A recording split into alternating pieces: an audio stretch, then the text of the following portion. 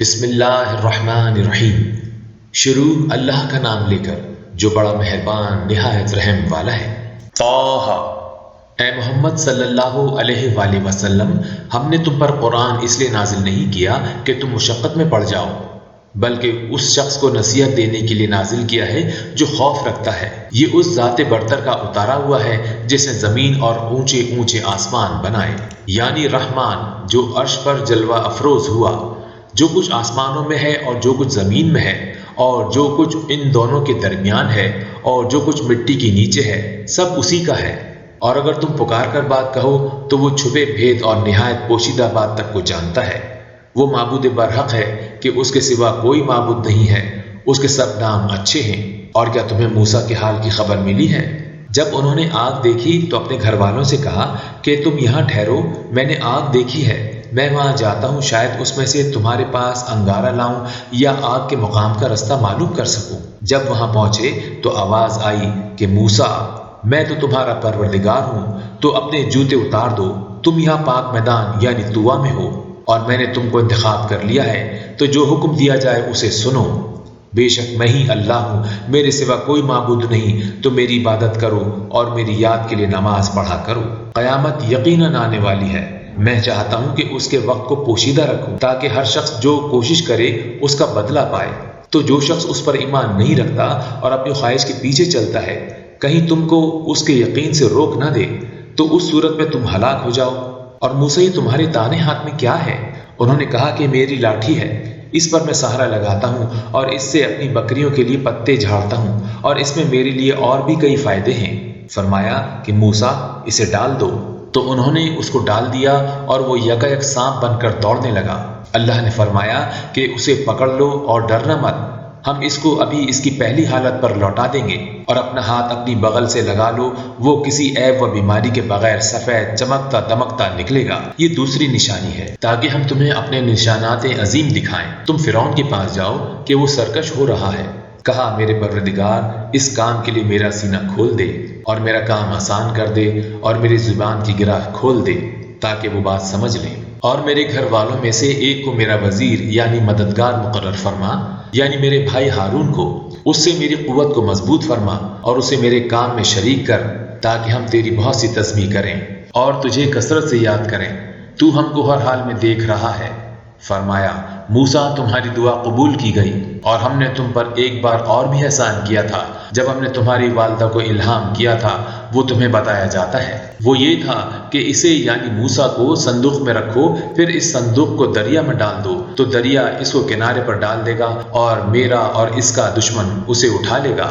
اور موسیٰ، میں نے تم پر اپنی طرف سے محبت ڈال دی، اور اس لیے کہ تم میرے سامنے پرورش پاؤ۔ جب تمہاری بہن وہاں فرعون کے ہاں گئی اور کہنے لگی کہ میں تمہیں اس کا پتہ دوں جو اس کو پالے پوسے، تو اس طریق سے ہم نے تم کو تمہاری ماں کے پاس پہنچا دیا تاکہ ان کی آنکھیں ٹھنڈی ہوں اور وہ رنج نہ کریں۔ اور تم نے ایک شخص کو مار ڈالا تھا تو ہم نے تم کو غم سے نجات دی، اور ہم نے تمہاری کئی بار آزمائش کی، پھر تم کئی سال اہل مدین میں ٹھہرے رہے، پھر اے موسیٰ تم ایک اندازے پر آ پہنچے، اور میں نے تم کو اپنے کام کے لیے بنایا ہے، تو تم اور تمہارا بھائی دونوں ہماری نشانیاں لے کر جاؤ اور میری یاد میں سستی نہ کرنا۔ دونوں فرعون کے پاس جاؤ کہ وہ سرکش ہو رہا ہے، اور اس سے نرمی سے بات کرنا، شاید وہ غور کرے یا ڈر جائے۔ دونوں کہنے لگے کہ اے ہمارے پروردگار، ہمیں خوف ہے کہ وہ ہم پر زیادتی کرنے لگے یا زیادہ سرکش ہو جائے۔ اللہ نے فرمایا ڈرو مت، میں تمہارے ساتھ ہوں کہ سنتا اور دیکھتا ہوں۔ اچھا تو اس کے پاس جاؤ اور کہو کہ ہم آپ کے پروردگار کے بھیجے ہوئے ہیں، تو بنی اسرائیل کو ہمارے ساتھ جانے کی اجازت دیجیے اور انہیں عذاب نہ کیجیے۔ ہم آپ کے پاس آپ کے پروردگار کی طرف سے نشانی لے کر آئے ہیں، اور جو ہدایت کی بات مانے اس کو سلامتی ہو۔ ہماری طرف یہ وحی آئی ہے کہ جو جھٹلائے اور منہ پھیرے اس کے لیے عذاب تیار ہے۔ غرض موسیٰ اور ہارون فرعون کے پاس گئے۔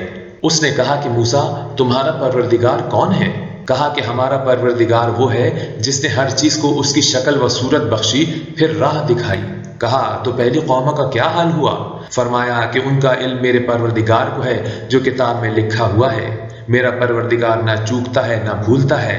وہ وہی ہے جس نے تم لوگوں کے لیے زمین کو فرش بنایا اور اس میں تمہارے لیے رستے بنا دیے اور آسمان سے پانی برسایا، پھر اس سے مختلف نباتات پیدا کی کہ خود بھی کھاؤ اور اپنے مویشیوں کو بھی چراؤ۔ بے شک ان باتوں میں عقل والوں کے لیے بہت سی نشانیاں ہیں۔ اسی زمین سے ہم نے تم کو پیدا کیا اور اسی میں ہم تمہیں لوٹائیں گے اور اسی سے ہم تمہیں دوسری دفعہ نکالیں گے۔ اور ہم نے فرعون کو اپنی سب نشانی دکھائیں مگر وہ تکذیب اور انکار ہی کرتا رہا۔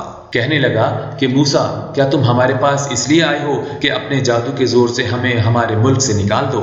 تو ہم بھی تمہارے مقابل ایسا ہی جادو لائیں گے، تو ہمارے اور اپنے درمیان ایک وقت مقرر کر لو کہ نہ تو ہم اس کے خلاف کریں اور نہ تم، اور یہ مقابلہ ایک ہموار میدان میں ہوگا۔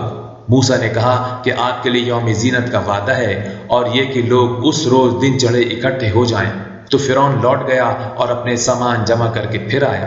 موسیٰ نے ان جادوگروں سے کہا کہ یہ تمہاری بربادی ہوگی، اللہ پر جھوٹ نہ باندھو، وہ تمہیں عذاب سے فنا کر دے گا، اور جس نے جھوٹ باندھا وہ نامراد رہا۔ تو وہ باہم اپنے معاملے میں جھگڑنے اور چپکے سرگوشی کرنے لگے، کہنے لگے کہ یہ دونوں جادوگر ہیں، چاہتے ہیں کہ اپنے جادو کے زور سے تم کو تمہارے ملک سے نکال دیں اور تمہارے بہترین مذہب کو نابود کر دیں۔ تو تم جادو کا سامان اکٹھا کر لو اور پھر قطار باندھ کر آؤ، آج جو غالب رہا وہی کامیاب ہوا۔ جادوگر بولے کہ موسیٰ، یا تو تم اپنی چیز ڈالو یا ہم اپنی چیزیں پہلے ڈالتے ہیں۔ موسیٰ نے کہا کہ بلکہ تم ہی پہلے ڈالو۔ جب انہوں نے چیزیں ڈالی تو یکیک ان کی رسیاں اور لاٹھیاں موسیٰ کے خیال میں ایسی آنے لگیں کہ وہ میدان میں ادھر ادھر دوڑ رہی ہیں۔ اس وقت موسیٰ نے اپنے دل میں خوف محسوس کیا۔ ہم نے کہا کہ خوف نہ کرو، بلا شبہ تم ہی غالب رہو گے، اور جو چیز یعنی لاٹھی تمہارے داہنے ہاتھ میں ہے اسے ڈال دو کہ جو کچھ انہوں نے بنایا ہے اس کو وہ نگل جائے گی۔ جو کچھ انہوں نے بنایا ہے یہ تو جادوگروں کے ہتھ کنڈے ہیں، اور جادوگر جہاں بھی جائے کامیاب نہیں ہوگا۔ اس پر جادوگر سجدے میں گر پڑے، کہنے لگے کہ ہم موسیٰ اور ہارون کے پروردگار پر ایمان لائے۔ فرعون بولا کہ پیشتر اس کے کہ میں تمہیں اجازت دوں تم اس پر ایمان لے آئے؟ بے شک یہ تمہارا بڑا یعنی استاد ہے جس نے تم کو جادو سکھایا ہے۔ سو میں تمہارے ہاتھ اور پاؤں مخالف سم سے کٹوا دوں گا اور تم کو کھجوروں کے تنوں پر سولی چڑھا دوں گا، اور تم کو معلوم ہوگا کہ ہم میں سے کس کا عذاب زیادہ سخت اور دیر تک رہنے والا ہے۔ انہوں نے کہا کہ جو دلائل ہمارے پاس آ گئے ہیں ان پر اور جس نے ہم کو پیدا کیا ہے اس پر ہم آپ کو ہرگز ترجیح نہیں دیں گے، تو آپ کو جو حکم دینا ہو دے دیجئے، اور آپ جو حکم دے سکتے ہیں وہ صرف اسی دنیا کی زندگی میں دے سکتے ہیں۔ ہم تو اپنے پروردگار پر ایمان لے آئے تاکہ وہ ہمارے گناہوں کو معاف کرے، اور اسے بھی جو آپ نے ہم سے زبردستی جادو کرایا، اور اللہ سب سے اچھا ہے اور ہمیشہ باقی رہنے والا ہے۔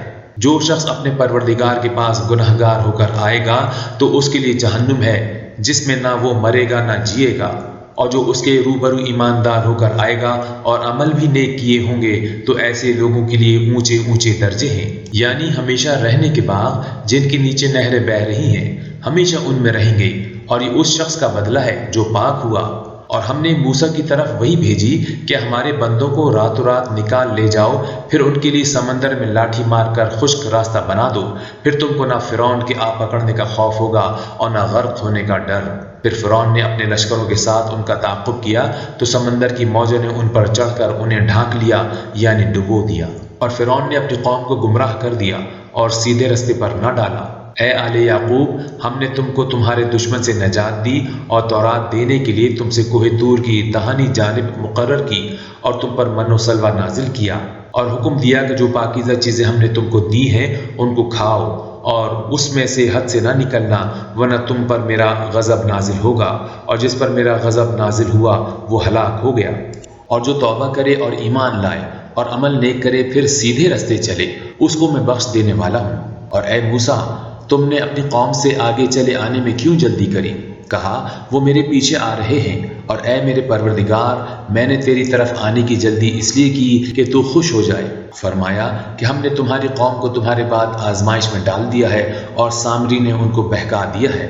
اور موسیٰ غصے اور غم کی حالت میں اپنی قوم کے پاس واپس آئے اور کہنے لگے کہ اے قوم، کیا تمہارے پروردگار نے تم سے اچھا وعدہ نہیں کیا تھا؟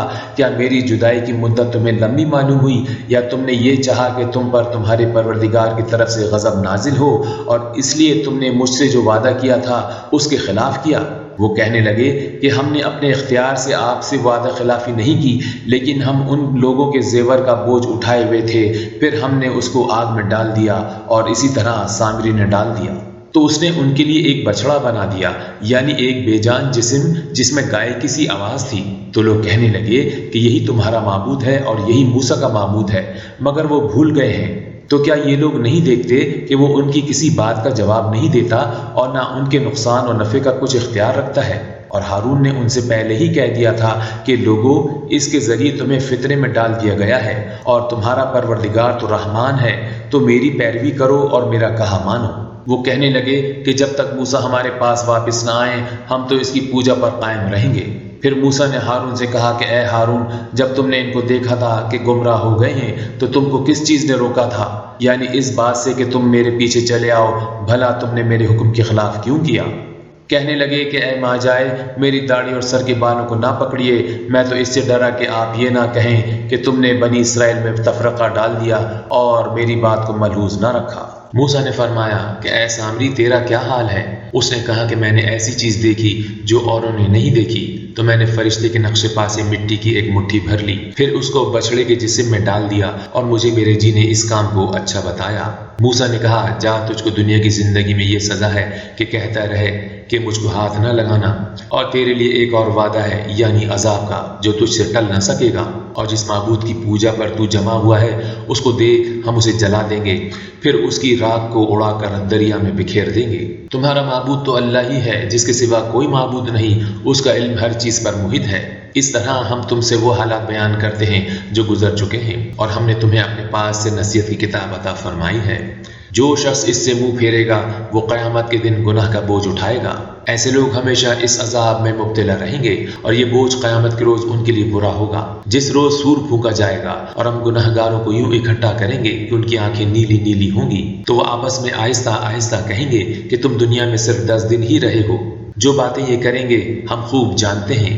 اس وقت ان میں سے سب سے اچھی راہ والا یعنی عاقل و ہوش مند کہے گا کہ نہیں، بلکہ صرف ایک ہی روز ٹھہرے ہو۔ اے نبی صلی اللہ علیہ وآلہ وسلم، لوگ تم سے پہاڑوں کے بارے میں دریافت کرتے ہیں، کہہ دو کہ میرا رب ان کو راکھ بنا کر بکھیر دے گا، پھر زمین کو ہموار میدان کر چھوڑے گا جس میں تم کوئی نشیب و فراز نہ دیکھو گے۔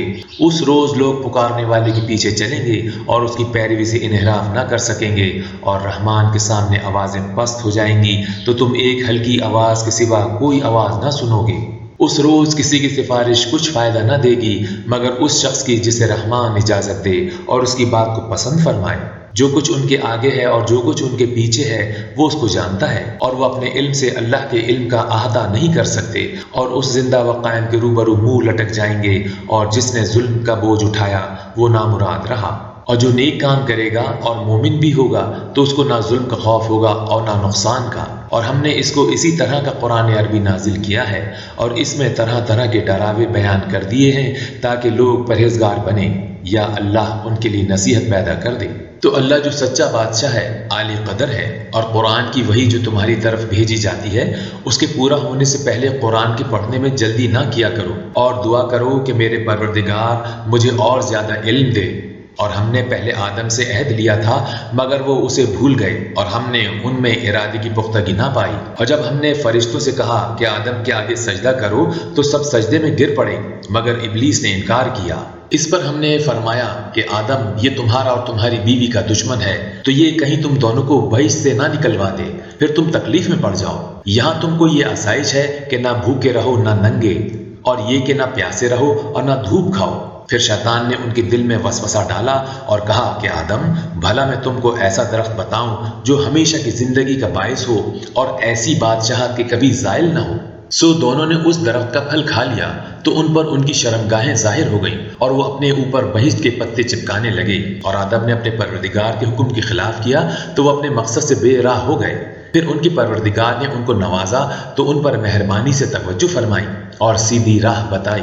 فرمایا کہ تم دونوں یہاں سے نیچے اتر جاؤ، تم میں بعض کے دشمن ہوں گے، پھر اگر میری طرف سے تمہارے پاس ہدایت آئے تو جو شخص میری ہدایت کی پیروی کرے گا وہ نہ گمراہ ہوگا اور نہ تکلیف میں پڑے گا، اور جو میری نصیحت سے منہ پھیرے گا اس کی زندگی تنگ ہو جائے گی، اور قیامت کو ہم اسے اندھا کر کے اٹھائیں گے۔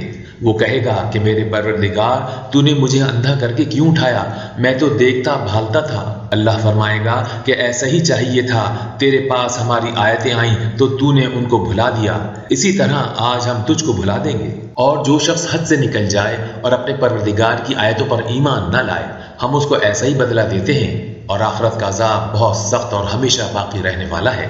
تو کیا یہ بات ان لوگوں کے لیے موجب ہدایت نہ ہوئی کہ ہم ان سے پہلے بہت سے فرقوں کو ہلاک کر چکے ہیں جن کے رہنے کے مقامات میں یہ چلتے پھرتے ہیں؟ عقل والوں کے لیے اس میں بہت سی نشانیاں ہیں۔ اور اگر ایک بات تمہارے پروردگار کی طرف سے پہلے صادر اور جزائے اعمال کے لیے ایک میعاد مقرر نہ ہو چکی ہوتی تو نزول عذاب لازم ہو جاتا۔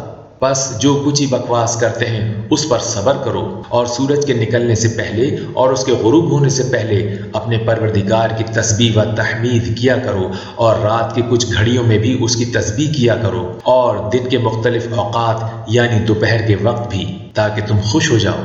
اور کئی طرح کے لوگوں کو جو ہم نے دنیا کی زندگی میں آرائش کی چیزوں سے نوازا ہے تاکہ ان کی آزمائش کریں، ان پر نگاہ نہ کرنا، اور تمہارے پروردگار کی عطا فرمائی ہوئی روزی بہت بہتر اور باقی رہنے والی ہے۔